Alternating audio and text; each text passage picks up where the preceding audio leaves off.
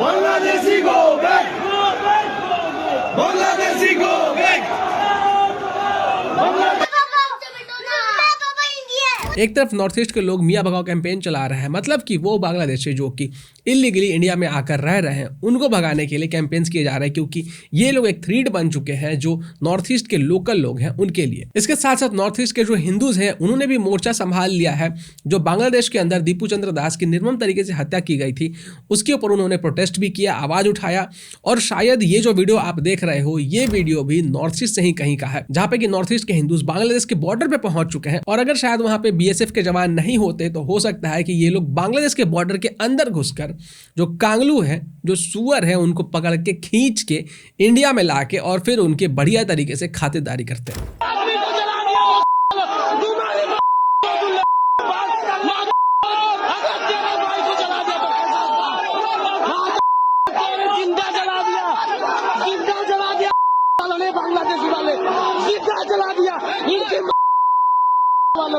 जिंदा जला दिया हमारा हिंदू भाई को,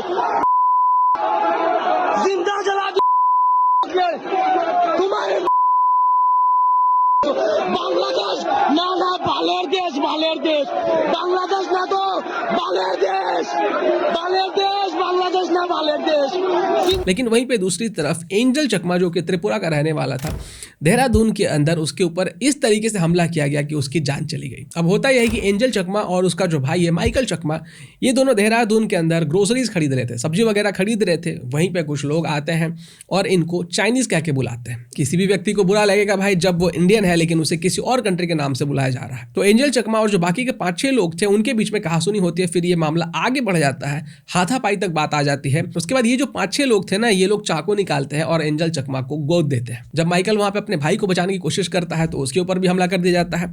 और उसके बाद गर्दन के ऊपर, पेट में और बाकी के कुछ और बॉडी पार्ट्स पे हमला करने के बाद ये लोग वहां से भाग जाते हैं। इसके बाद एंजल चकमा हॉस्पिटलाइज्ड होता है और करीबन 2 सप्ताह तक वो मौत से लगातार लड़ रहा होता है। लेकिन इंजरीज इतने ज्यादा डीप थे कि एंजल चकमा नहीं बच पाया, यानी कि उसकी हत्या कर दी गई।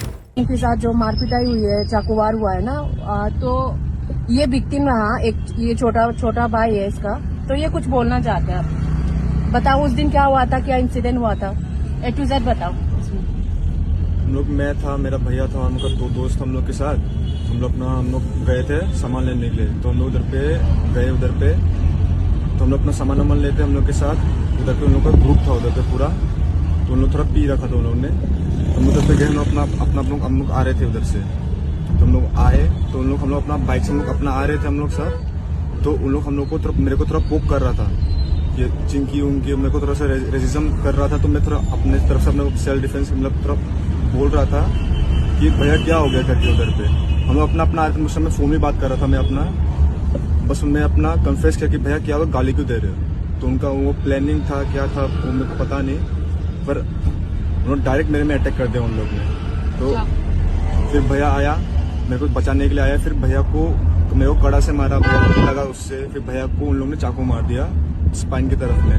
वही भैया भी पूरा राइट से हिल नहीं रहा, भैया का राइट साइड है, अभी आईसीयू में भैया का भी इसलिए हम लोग इधर में ऐसा कर रहे हैं अभी कि भैया को थोड़ा। और तुझे तो मारा था, मेरे को इधर में लगा, सर में भी मारा, देखो दिखाना अच्छे से, ये इधर मारा खून दिखाओ ना अच्छे से। हाँ, ये बात तो अभी भैया को, अभी मेरे को जो भी था मेरे को वो अभी बस अभी उसको हम लोग देखना चाहते हैं क्या हुआ, उनसे पूछेंगे अभी क्या हुआ करके। अभी हम वो हम लोग, मेरे भाई को इंसाफ चाहिए कि क्यों किया उन लोग ने ऐसा। बस मेरा भाई को मेरे को सही सलामत चाहिए मेरे को। और ये इनका पिताजी है ये। अभी हम जा रहे हैं पुलिस स्टेशन, अभी देखते हैं जो भी अपडेट होगी आप लोगों को हम अपडेट देते रहेंगे। Thank you so much.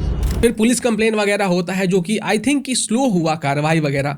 अब बाद में जो लोग अरेस्ट होते हैं उनके बारे में थोड़ा सा मैं आपको डिटेल बता देता हूँ। पहला व्यक्ति है सूरज ख्वास जो कि 22 साल का है, दूसरा व्यक्ति अविनाश नेगी जो 25 साल का है, तीसरा व्यक्ति है सुमीत जो 25 साल का है। इसके बाद जो बाकी के 2 लोग हैं वो जुवेनाइल यानी कि 18 साल से कम की एज वाले हैं। और जो छठा व्यक्ति उसका नाम वगैरह डिस्क्लोज नहीं किया गया है, अभी वो नेपाल भाग चुका है। अब ये सारे के सारे जो इंसिडेंट्स मैं आपको बता रहा हूँ ना, मैं वो सब एक ही वीडियो में आपको क्यों बता रहा हूँ, क्योंकि सभी कहीं ना कहीं किसी ना किसी तरीके से रिलेटेड है। देखिए जो चीजें मैं सोशल मीडिया के ऊपर देख पा रहा हूँ उसे देखकर मुझे लग रहा है कि ये जो अनफॉर्चुनेट इंसिडेंट था इसका इस्तेमाल कहीं ना कहीं नॉर्थ ईस्ट को डिस्टेबलाइज करने के लिए जरूर ही किया जाएगा। मैं ऐसा क्यों बोल रहा हूं, पहले आप इस वीडियो को देखिए ये जो हो रहा है नॉर्थ ईस्ट के लिए ये नया बात नहीं है। नॉर्थ ईस्ट के बाहर हम लोग जाते हैं तो हम लोग को चिंकी चाइनीज बोला जाता है, ये नया बात नहीं है। और जो आज एंजल चकमा मरा है, ये एंजल चकमा का मौत नहीं है, ये पूरा नॉर्थ ईस्ट के लोगों का मौत है ये। और उसके पहले भी तो बहुत सारे लोगों का वहाँ पे मौत हुआ है। नॉर्थ ईस्ट के बाहर बेंगलोर बोलिए, यहाँ पे कर्नाटका बोलिए, केरला बोलिए, बहुत सारी जगह में हो रहा है, दिल्ली में बोलिए, अत्याचार हो रहा है।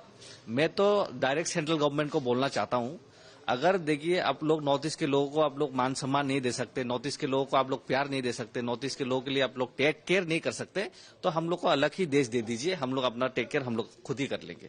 क्योंकि बहुत हो गया है, बहुत ही हो गया है, ये तो ज्यादा ही हो गया। देखिए इंसानियत का भी एक नाम होता है, ये इंसानियत के लिए कहाँ पे नाम रहा। हम लोग यहाँ पे नॉर्थ ईस्ट में जितने भी बाहर से लोग घूमने आते हैं सबको हम लोग प्यार करते हैं, सबको आदर करते हैं। यहाँ पे जो बाहर नॉर्थ ईस्ट के बाहर जो नॉर्थ ईस्ट के लोगों के साथ जो किया जाता है वो हम लोग यहाँ पे हम लोग नहीं करते हैं, क्योंकि हम लोग का कल्चर ये सब नहीं है। तो इसीलिए मैं बोलता हूँ सेंट्रल गवर्नमेंट को, देखिए इसमें ये बहुत ही सीरियस है, बहुत पहले से ये चल रहा है, तो इसको बहुत अच्छे से देखना चाहिए। और जो आज एंजल चकमा का जो मौत हुआ है, ये पूरा नॉर्थ ईस्ट का मौत है, एंजल चकमा का मौत नहीं है। और मैं अपने स्टूडेंट फेडरेशन की तरफ से और बाकी जितने भी नॉर्थ ईस्ट के स्टूडेंट के फेडरेशन की तरफ से सब लोग हम मिलके इसके लिए हम लोग विरोध करते हैं। और जो भी यहाँ पे थे उनको पनिशमेंट जल्द से जल्द मिलना चाहिए और कोई छूटना नहीं चाहिए। मैं ये भारत सरकार से और इंडिया गवर्नमेंट के पास मैं ये दरखास्त करता हूँ। देखिए एंजल चकमा के साथ जो कुछ भी हुआ वो बेहद दुखद है और ऐसी चीजें नहीं होनी चाहिए, कहीं पे भी ऐसी चीजें नहीं होनी चाहिए। और हमने देखा है कि नॉर्थ ईस्ट के जो भी भाई बंधु हैं उनके साथ इस तरीके के वारदात होते रहते हैं। मैं बात कर रहा हूँ रेसिज्म की, और हम सबको इसका समाधान बहुत जल्द निकालना होगा, नहीं तो इस चीज का इस्तेमाल करेंगे चाइना और बाकी जो देश विरोधी ताकतें हैं ना वो लोग। अब ये जो भाई साहब हैं इनके बारे में मुझे ज्यादा तो आइडिया नहीं है, लेकिन ये जो एक बात कह रहे हैं कि अगर आप हमें प्रोटेक्ट नहीं कर सकते हैं तो आप हमें अलग नेशन दे दीजिए, ये तो कहीं से जस्टिफाइड नहीं है भाई। नॉर्थ ईस्ट के एक लड़के की जान ले ली गई है रेसिज्म के कारण, लेकिन इसका ये तो मतलब नहीं है कि इंडिया के जितने भी लोग वो सब के सब आपके साथ ऐसा सलूक करते हैं। अगर किसी के साथ बुरा हो रहा है तो वो जस्टिस की डिमांड करेगा। भाई अलग देश की डिमांड, मतलब ये समझ में नहीं आ रही ये कहां से जस्टिफाइड है। एंजल चकमा के साथ जो कुछ भी हुआ उस पूरे केस में पूरा देश खड़ा है और आप कह रहे हो कि हमें एक अलग सा देश दे दीजिए अगर आप नहीं प्रोटेक्ट कर सकते हैं तो। हमने देखा है कि हमारे देश के अंदर लैंग्वेज को लेकर कितने सारे इश्यूज हुए। कर्नाटका की आप बात कीजिएगा, तमिलनाडु की आप बात कर लीजिएगा, महाराष्ट्र की बात कर लीजिएगा, भाई जो लोग हिंदी बोलते हैं उनके साथ कैसे बदसलूकी होती है, मारा पीटा जाता है। तो वो तो नहीं आके कहते कि हमें हिंदी लैंड एक अलग आप बनाकर दे दीजिए। ये समझ में नहीं आता कि अलग देश वाली थ्योरी बार बार आते कैसे रहती है। तमिलनाडु के अंदर जो लोग हिंदी का विरोध करते हैं वो लोग कहते हैं कि भाई हम एक अलग द्रविड़ नाडु बनाएंगे। कश्मीर के अंदर जाइएगा तो वहां के जो पत्थरबाज है वो कहते हैं कि हमें एक अलग कंट्री दे दो भाई, कश्मीर को अलग कर दो हमारे देश से। जिसको मन में आता है, देश के पास आता है, बंटवारा चल रहा है यहाँ पे देश का, कि जिसको मन कर रहा है भाई कहता रहा मुझे एक अलग सा देश दे दीजिए। और मुझे कहीं ना कहीं ऐसा गट फीलिंग आ रहा है कि अगले आने वाले जो कुछ महीने हैं ना उनमें ऐसा कुछ ना कुछ और इंसिडेंट हमें देखने के लिए मिल सकता है। कोशिश की जाएगी कि हमारे देश के अंदर जो नॉर्थ ईस्ट है उसको डिस्टेबलाइज करने की, जहां से कि सेपरेटिस्ट मूवमेंट और चालू हो जाए। ऑलरेडी जब मणिपुर का इंसिडेंट हुआ था तो भाई सेपरेटिस्ट मूवमेंट को खूब बढ़ावा दिया जा रहा था, और ये वाला जो इंसिडेंट हुआ इसमें तो बांग्लादेशी भी घुस चुके हैं। एक कमेंट में देख रहा था, वो कह रहा है कि अगर तुम्हें पीसफुली रहना चाहते हो ना तो इंडिया से अलग हो जाओ। मैंने चेक किया तो ये जो व्यक्ति है वो तो बांग्लादेश का निकला। तो ये फ्यूल किया जा रहा है कि नॉर्थ ईस्ट को इंडिया से अलग कर दो। ये पूरा एक कैंपेन ऑलरेडी हम देख चुके हैं। बांग्लादेश और जो पाकिस्तान है वो कैसे कोऑर्डिनेटेड कैंपेन चला रहे हैं। तो ये जो सजरा देव वर्मा भाई साहब है, जो भी ये भाई साहब है, आपको डिमांड करना जस्टिस की, हम सभी लोग आपके साथ हैं, लेकिन आप ये जो अलग देश की डिमांड कर रहे हैं ना ये कहीं से जस्टिफाइड नहीं है। हम सब जानते हैं कि आर्मी के अंदर हमारे जो नॉर्थ ईस्ट के भाई बंधु उनका कितना कंट्रीब्यूशन है। आज आप अगर कह रहे हैं कि हमें अलग देश की डिमांड कर रहे हैं, अगर बांग्लादेश वाले इंसिडेंट की बात करें तो सिर्फ जून से लेकर दिसंबर तक में 71 ऐसे इंसिडेंट्स आ चुके हैं जिसमें बांग्लादेश के अंदर जो बांग्लादेश के हिंदू उनके ऊपर ब्लास्फेमी के एलिगेशंस लगाकर अटैक किया गया है। और अभी कल की ही बात है, ऐसे ही एक और हिंदू घर को फिर से टारगेट किया गया जो घर के बाहर का जो दीवार होता है ना, उसमें थोड़ा सा एक छेद था। उस छेद में क्या किया, इन लोगों ने कपड़ा ठूस दिया और फिर उस कपड़े को आग लगा दिया और पूरे घर को ही जला दिया। ये पूरा इंसिडेंट हुआ था शाह फैमिली के साथ। अभी जो पूरी की पूरी शाह फैमिली थी, जब वो सुबह सुबह उठती है तो पता चलता है इनको कि भाई हमारे घर के जो गेट वगैरह है, डोर्स वगैरह है, उनको बाहर से बंद किया गया है। और दरवाजों को बाहर से बंद करने के बाद बाहर से ये जो कांगलूस थे, इन्होंने आग लगा। नॉर्थ ईस्ट के अंदर ऑलरेडी बहुत टाइम से ये जो मियाँ भगाओ आंदोलन है ना, वो चल रहा था। लिटरली लोग परेशान हो चुके थे, क्योंकि ये लोग डेमोग्राफी तो चेंज कर ही रहे थे। जो नॉर्थ ईस्ट के ट्राइबल लोग हैं, उनके लिए एक सरदर्द बन गए थे, उनके लिए परेशानियां खड़े कर रहे थे। त्रिपुरा के हिंदूज ने क्या किया कि जो बांग्लादेशी ट्रक्स थे ना, उनको ब्लॉक कर दिया, उनको आगे जाने ही नहीं दिया। इनका कहना था कि एक तो हिंदूज के ऊपर तुम लोग बांग्लादेश के अंदर अत्याचार कर रहे हो, उनको मार रहे हो, जला दे रहे हो जिंदा, और हमारे देश को तुम धमकी देते हो कि तुम नॉर्थ ईस्ट को अलग कर दोगे हमारे देश से, और ऊपर से तुम लोग हमारे एक्सपोर्ट्स के ऊपर निर्भर करते हो।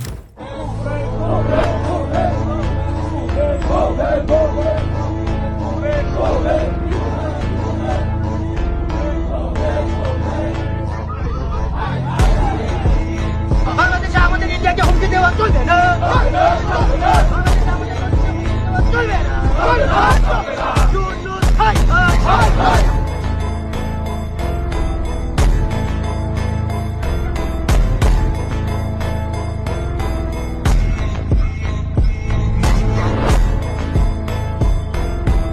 और ऐसे बहुत सारे और भी वीडियोस है जो कि अलग अलग स्टेट से आ रहे हैं। Bangladeshi go back, Bangladeshi go back,